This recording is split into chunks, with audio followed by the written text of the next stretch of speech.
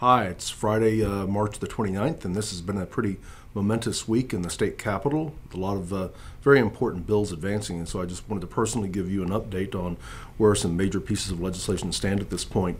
House Bill 1 is the budget, and on Wednesday, the House had about an 11-hour debate over House Bill 1. At the end of the day, it was around midnight. It was approved unanimously, 149 to 0. And it's about a $251 billion budget. About 115 million of that is state funding. The balance is generally federal funding.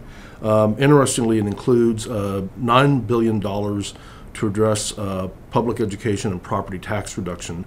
$6 billion of that is new money going into public education above enrollment growth, and about $3 billion of that is to buy down school property tax rates, which would actually provide some property tax relief. About $2 billion comes from the state's Economic Stabilization Fund, or what's known commonly as the Rainy Day Fund. Interestingly, it was one of the more cordial, least dramatic budget debates that I've seen in years. Very little strife. There were over 300 amendments that were pre-filed on the budget, and most were either withdrawn or they were moved into what's called Article 11 of the budget, which is a wish list. And so if there's money found sometime later in the legislative session, they might get addressed in conference committee. So the bill now will get perfected on third reading in the House next week, and that's more of a procedural move, and then it will go to the Senate. The Senate, in the meantime, has been working on their version of the budget. Initially, they were only going to put about $6 billion more dollars into public education, but they have since raised that to about $9 billion to match the amount of money that the House had proposed for property tax reduction. So it looks like that we're going to get a budget that is largely aligned. It'll probably be towards the end of the session when it's all finally done, because it takes a while to go through the conference committee process, and of course it still has to be approved by the full Senate. Also that same day, on Wednesday, the House approved a supplemental funding bill for the current fiscal period that we're in. And as you may know, Texas budget's on a 2-year cycle, a biennium cycle.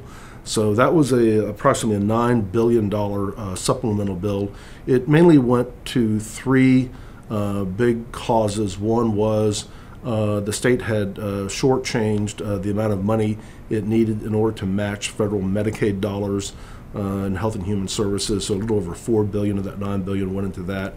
There's another $4 billion or so that went into Hurricane Harvey relief, and most of that money is coming out of the Rainy Day Fund, appropriately so.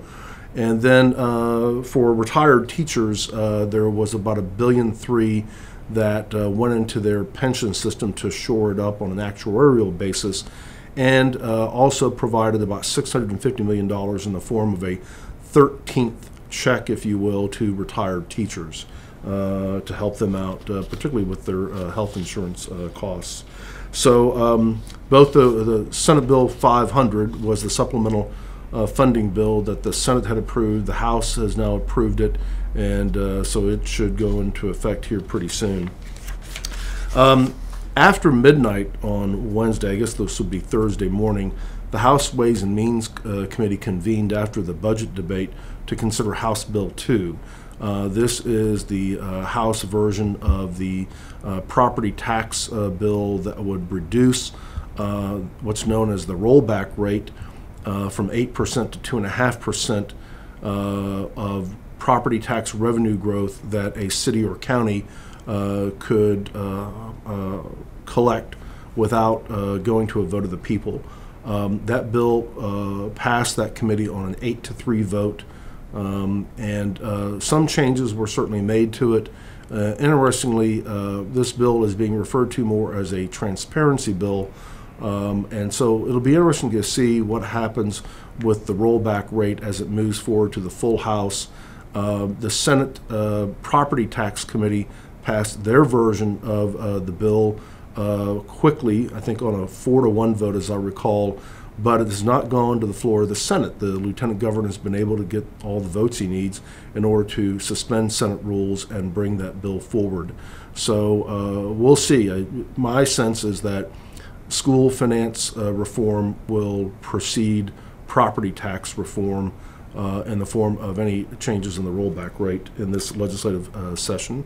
By the way, the House bill ended up exempting community colleges, hospital districts, and school districts from this rollback rate reduction. Cities and counties are still applies to them. So next week, the House takes up House Bill 3, the big education reform bill. This bill was approved unanimously by the House Public Education Committee, and it accomplishes several major things. Number one, it targets more money towards low-income students and low-income districts to help them out. It provides incentive pay to teachers to go into some of the toughest schools and teach, and schools where the performance has not been up to standards. It increases the basic allotment that the state provides to schools for every student by about 17%. It eliminates several outdated and outmoded funding formulas. It does increase money for dual language programs. It expands career and technical education to the 7th and 6th grades. Notably, it funds full-day pre-K, which every study I've ever seen says is an excellent way to set a student on the right path for success in school, is to get them into full-day pre-K.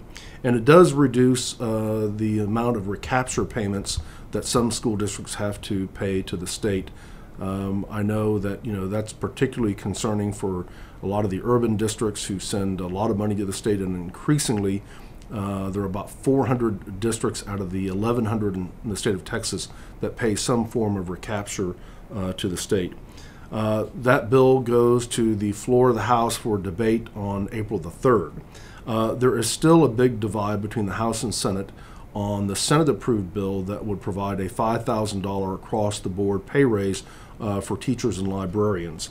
The full Senate approved that bill. It has been sent to the House. It has not been heard in committee, and the House bill did not include that $5,000 across-the-board pay raise, although school districts can use their increase in the basic allotment to provide some sort of merit or incentive pay or increases in pay for not just teachers and librarians, but all sorts of staff in their school district.